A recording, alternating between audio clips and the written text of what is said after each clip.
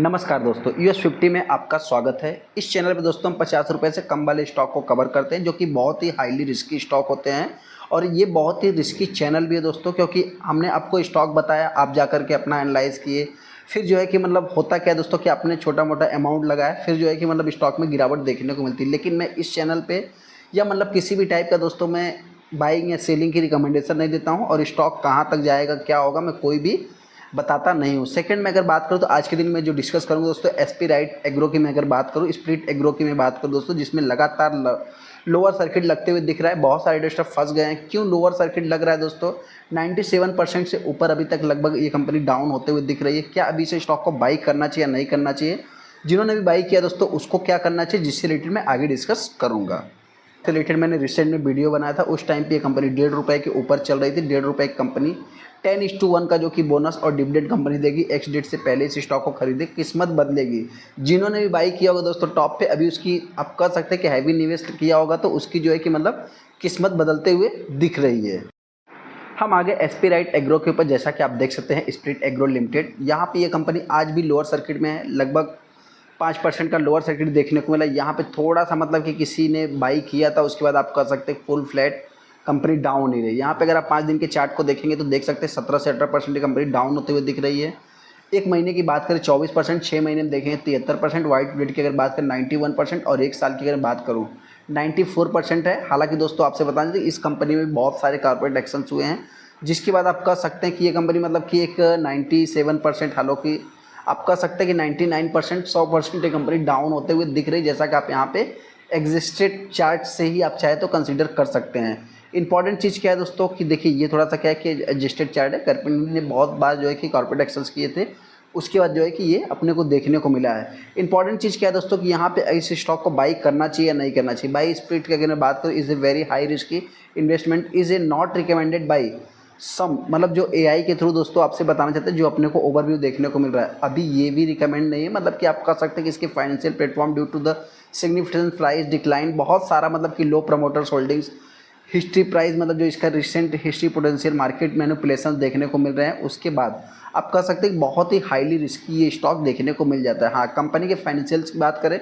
तो फाइनेंशियल दोस्तों आप सभी लोगों को पता है कि ये जो छोटे छोटे स्टॉक हैं ये क्या करते हैं दोस्तों कि मतलब एक प्रकार से आप समझो कि जो नहीं चलने वाले स्टॉक है, स्टॉक मार्केट में मैनिपुलेशन कैसे होती है, या किसी बड़े इन्वेस्टर का नाम जोड़ दो या उसको जो है कि न्यूज़ में लेके आ जाओ, तो ये भी स्टॉक एक न्यूज़ वाला स्टॉक है, जिसके कारण ये भी आप कह सकते हैं कि अभी सुर्खियों में देखने को मिल रहा है।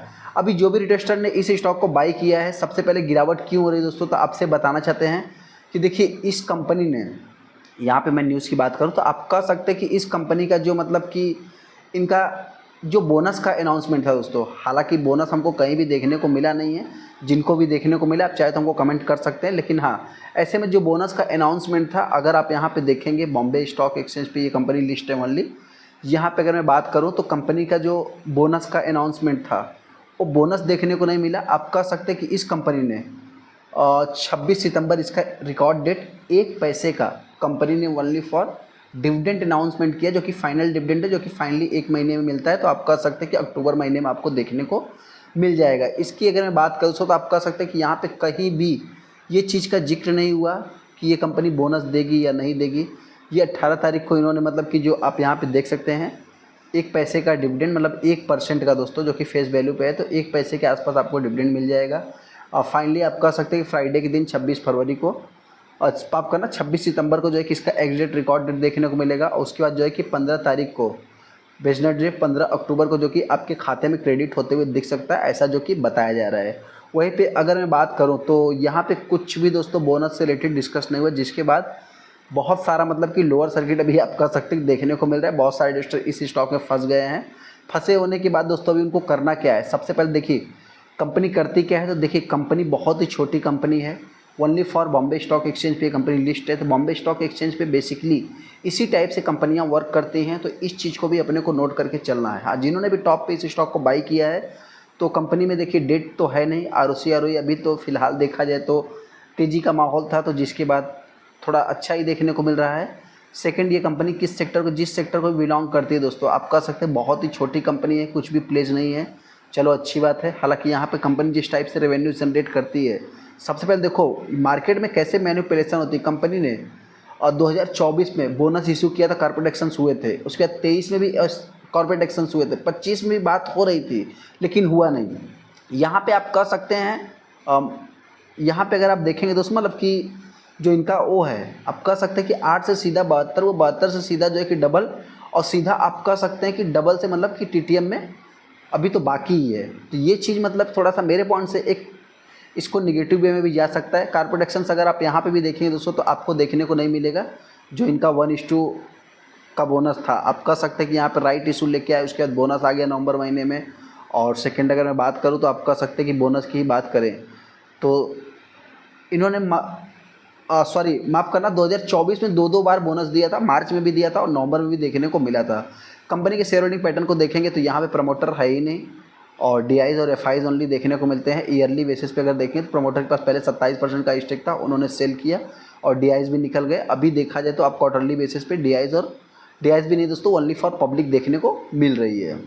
दोस्तों बताना चाहते देखिए क्यों गिरावट हो रही, कब तक लोअर सर्किट रहेगा, उससे रिलेटेड में बात कर लेता हूँ। लोअर सर्किट के पीछे का रीजन एक ही है दोस्तों, कंपनी में निगेटिव क्या है देखिए। सबसे पहले तो कंपनी 1 पैसे का डिविडेंड देगी और 6 पैसे गिर रही है दोस्तों, ये चीज़ नोट करो। सेकंड मैं बात करूं तो बहुत सारे इन्वेस्टर, हो सकता है कि इस कंपनी का जो लो है कितना है, ₹1.26 जो कि 52 वीक लो, ऑल टाइम लो तो नहीं कह सकते, हाँ 52 वीक लो आप कह सकते हैं, ऑल टाइम लो भी आप इसको कंसिडर कर सकते हैं, जो कि आज के दिन कंपनी ने लगाया है।